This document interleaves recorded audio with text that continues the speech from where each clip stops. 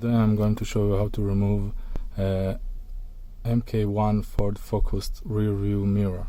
So you can see right about where my finger is, there's a small clip. You can see it here. So you need to push it down and push the rear view mirror toward the back seat. See, this is the clip.